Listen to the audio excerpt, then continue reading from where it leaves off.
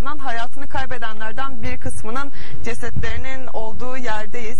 Bu savaşta 50.000'den fazla Somalilandlı hayatını kaybetti ve hala birçoğunun bedeni de bulunamadı. Hargeisa Nehri'nin yükselmesiyle bombardımanda hayatını kaybeden bazı kişilerin kemiklerinin yeniden gömüldüğü mezar yeri de ülkedeki birçok yer gibi maddi imkansızlıklar yüzünden kaderine terk edilmiş durumda. 1988 yılındaki bombardımanı ve iç savaşı yaşayanlar için hala hatıraları çok canlı.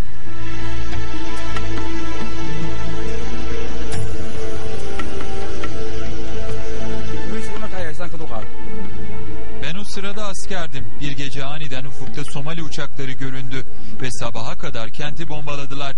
Neye uğradığımızı şaşırmıştık. Kentte kaçacak yerimiz yoktu. Çünkü gökten adeta bomba yağıyordu. O gece Hargeisa'da değil katliam, adeta bir soykırım gerçekleşti. 10 binlerce kişi hayatını kaybetti. Ben de boynumdan yaralandım. Evet, ben şanslıydım, ölmedim. Ama binlerce kişi artık yok.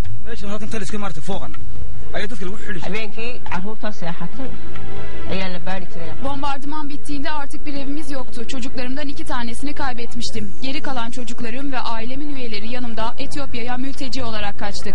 Çok zor şartlarda evsiz ve vatansız 10 yıl yaşadık. Hala gözlerimi kapattığımda o geceyi anımsıyorum. Hargeisa'da yaşanan katliam Somali ve Somaliland ilişkileri içinde bir kopma noktası oldu. 1991 yılına gelindiğinde ise Somaliland tek taraflı olarak bağımsızlığını ilan etti. Ancak Somali bu kararı tanımadı. Bugün de uluslararası düzeyde neredeyse hiçbir ülke Somaliland'ın bağımsızlığını tanımıyor. Sadece Etiyopya ve Cibuti kısmi olarak Somaliland'ın bağımsızlığını kabul etmiş durumda. 1991 yılında tek taraflı bağımsızlığını ilan eden Somaliland'in ilk devlet başkanı Abdurrahman Ahmet Ali Tuğ oldu. Bu tarihten itibaren ülkedeki bütün devlet başkanlarının ilk hedefi de Somaliland'in dünyada bir devlet olarak tanınması olarak belirlendi. Ülkede ilk demokratik seçimler 2003 yılında yapıldı. Dahi Riyale Kahin seçimlerin ardından devlet başkanı olarak seçildi. 2010 yılında yapılan seçimleri ise şu anki devlet başkanı Ahmet Mahmut Silanyo kazandı. Bugün Somaliland hala bağımsızlığı ve uluslararası tanınma için mücadele ediyor. Bir yandan da ülkede hala devlet sistemini kurmaya ve bunların işlemesini sağlamaya çalışıyor. Evet, Somaliland bir yandan bağımsızlığını kabul ettirmeye çabasını sürdürürken diğer yandan da ciddi ekonomik zorluklarla mücadele ediyor. 18-25 yaş arası gençlerde işsizlik oranı %50 ile 40 düzeylerinde. Ülke ekonomisini ayakta tutan tek sektörse hayvancılık.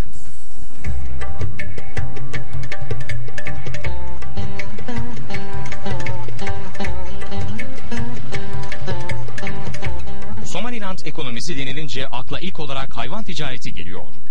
Ülkede özellikle deve ve keçi ticareti çok yaygın. Yılda yaklaşık 25 milyon canlı hayvan başta Cibuti ve Birleşik Arap Emirliği olmak üzere birçok ülkeye ihraç ediliyor.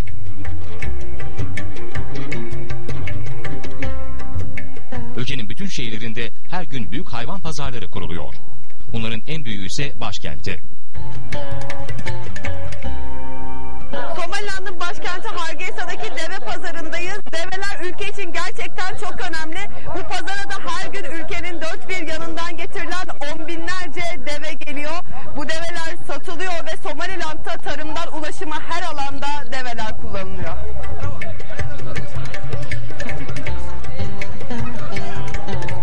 Hargeisa'daki hayvan pazarına her gün yüzlerce deve getiriliyor. Bu develer hem yerli halka hem de toplu olarak dış ülkelere satılıyor.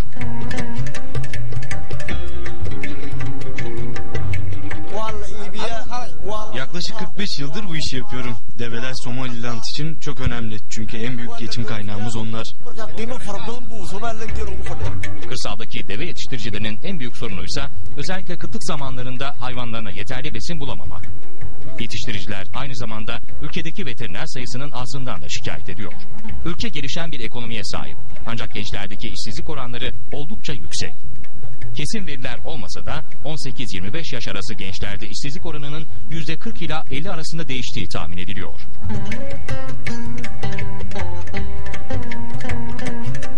Somaliland'da ilginç bir bankacılık sistemi de uygulanıyor. Ülke uluslararası toplum tarafından tanınmadığı için bankacılık sistemi para transfer şirketleri üzerinden yürütülüyor. En büyüğünün daha fişil olduğu para transfer şirketleri maaşların yatmasından ödemelere ülkedeki tüm banka işlemlerinden sorumlu. Ülkenin tanınmamasının yarattığı bir başka sorunsa Somaliland şilinginin de tanınmaması dolayısıyla ülkede herhangi bir kur oranının olmaması. Bu ülkede bütün para birimlerinin değer kaybetmesine yol açıyor. Yine ülkenin tanınmaması nedeniyle kredi kartıyla ödeme yapmanız da mümkün değil. Her şeyin nakit ödeme esasına dayandığı Somaliland'da bu nedenle borç alma, verme mantığı üzerinden yürütülen havala sistemi yaygın. Havala sistemine göre bir para transfer şirketinde hesap açtıran kişiye geliri doğrultusunda bir kredi limiti belirleniyor. Kişi her ay bu limit doğrultusunda harcama yapabiliyor. Banka sistemindeki açıklıklar ve kur farkları ülkede yaygın bir döviz bozdurma anında gelişmesine yol açmış. Yol kenarına kurulan tezgahlarda birçok kişi döviz bozuyor. 6.000 Somaliland şilinginin yaklaşık $1 etmesi ise paranızı Somaliland şilingine bozdurduğunuzda onlarca deste para taşımanız anlamına geliyor. Başkent Hargeisa aynı zamanda Somaliland'da ticaretinde kalbi. Ticaret ise yolun kenarına kurulan tezgahlar üstünden yürütülüyor. Şehrin hemen hemen her yerinde bu tarz tezgahları bulmak mümkün.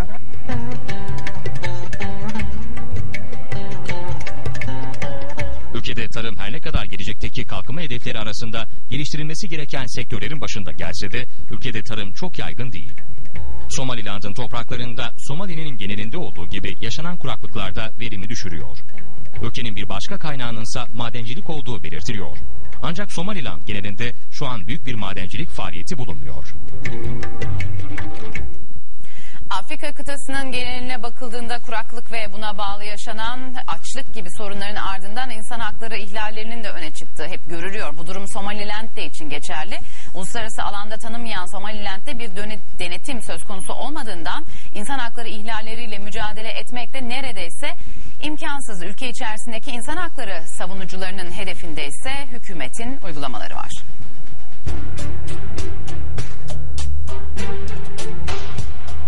Afrika kıtası insan hakları ihlallerinin en yoğun yaşandığı yerlerin başında geliyor.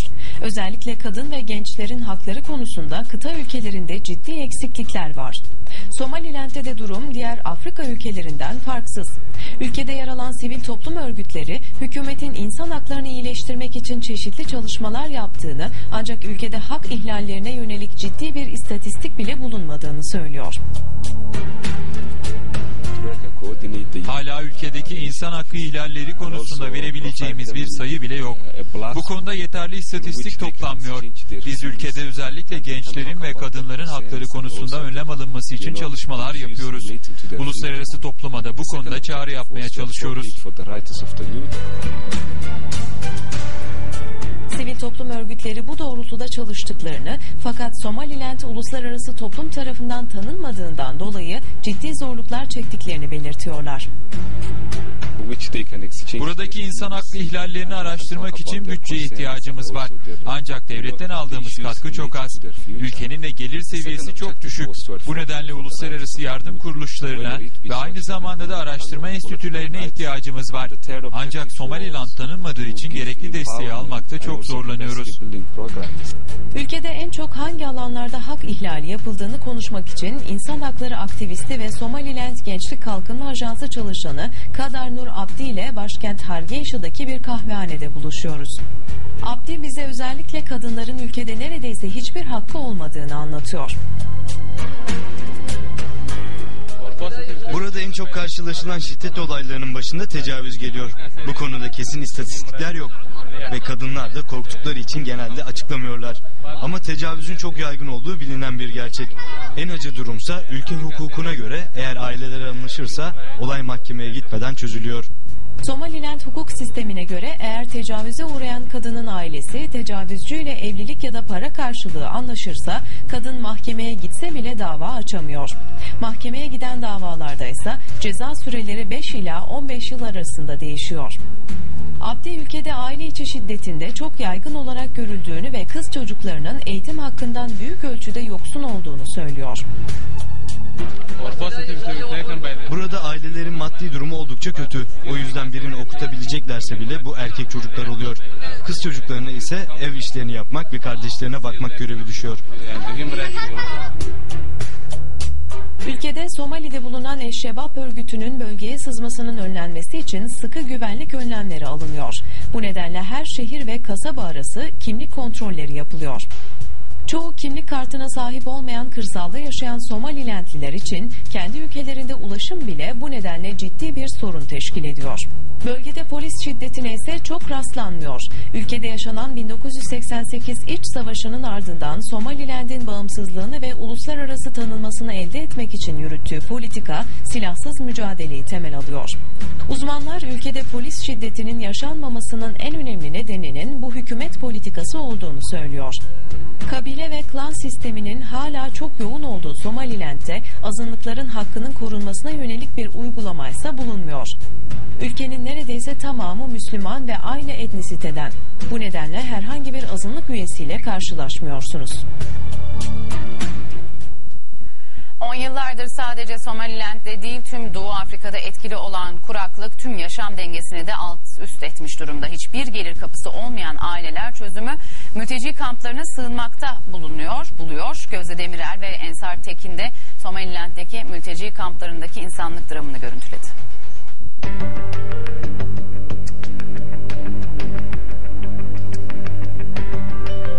Doğu Afrika ülkelerinin hemen hemen hepsinde yaşanan açlık, kıtlık ve savaşlar Somaliland'ı da büyük ölçüde etkiliyor.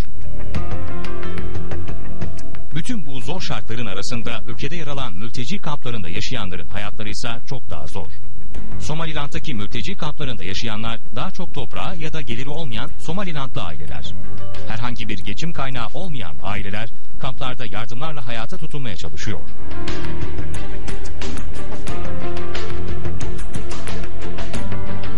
Hargeisa mülteci kampında yaklaşık 5000 aile yaşıyor. Teneke ve kumaş parçalarından yapılan her bir baraka evde en az 10 kişi birlikte kalıyor. Bu normal şartlarda 5000 kişinin bile güçlükle yaşayabileceği bir yerde 50.000 kişinin yaşaması demek. Ülkenin kırsalındaki her 2 çocuktan birinin yeterli beslenmediği belirtiliyor. Ayrıca ülkede çocuk ve genç ölümleri de oldukça yaygın. Bu oran kamplarda daha da artıyor. Mülteci kamplarına gittiğimizde ömürlerinde televizyon bile görmemiş çocuklar bizden korkuyor. Onları insan olduğumuza inandırmamız dakikalar alıyor. Aynı korku kadınlar için de geçerli.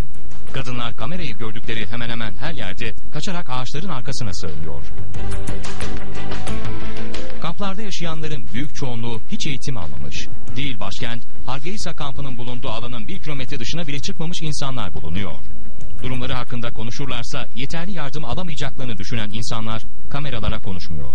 Ancak bizimle sohbet ederken hayat şartlarının çok zor olduğunu ve burada bulabildikleri besinlerle ancak hayatta kalmayı başarabildiklerini söylüyorlar. Kamplarda herhangi bir elektrik ya da su sistemi yok. Barakalarının bakım ve onarımı da yine kampta yaşayanlara ait. Kampta yaşayanların hayatlarına devam edebilmeleri için en önemli destekleri yurt dışından gelen yardımlar. Ancak Somaliland'ın bağımsızlığı uluslararası alanda tanınmadığı için kampta kalanların alabildikleri yardımlar çok kısıtlı. Kampta yaşayanlar sağlık hizmetlerinden de yeterince faydalanamıyor. İlaç bulmak bir yana hastalanan bir kişinin hastaneye gitmesi bile düşük bir olasılık. Sadece Somaliland'da ondan fazla mülteci kampı bulunuyor. Doğu Afrika ülkelerindeki mülteci kamplarının toplam sayısı ve nüfusu ise bundan kat kat daha fazla. Şimdi Somaliland'den telefon hattımızda aslında Addis Ababa temsilcimiz Gözde Demirel var. Kendisiyle konuşacağız. Gözde, aslında programın başında da söyledik. Adı sanı pek fazla duyulmamış bir ülke. 91'de bağımsızlığını evet tek taraflı olarak ilan etmiş ama sen de haberlerinde kameraman Ensar Tekin'le birlikte buna oldukça geniş yer vermişsin. Bize biraz izlenimlerinden bahset istiyorum. Oraya gittiğin zaman nelerle karşılaştın? Nasıl algıladılar ve daha önce o ülkeye gidip böyle haber ya da özel dosya hazırlayanlar olmuş mu? Genel olarak nasıl karşılandınız? Aslında Somaliland çok az tanınan bir ülke ve bu gerçekten çok ilginç. Daha önce yurt dışı basınından yazılı haberler yapanlar var ancak çok fazla görsel haber yapan gazeteci sayısı da gerçekten çok az. Bizim de buraya geldiğimizde ilk Türk gazeteciler olduğumuzu söylediler. Ülkeden televizyon haberi yapan. Somaliland ilginç bir ülke dedik. Bağımsızlığını tek taraflı ilan etti ancak uluslararası toplum tarafından tanınmıyor. Bu yüzden Somali'ye bağlı ancak Somaliland'a girişte vizesini almanız ve vizesini almanız gerekiyor. Bu nedenle ülkeye ancak Etiyopya üzerinden ya da Cibouti üzerinden girebiliyorsunuz.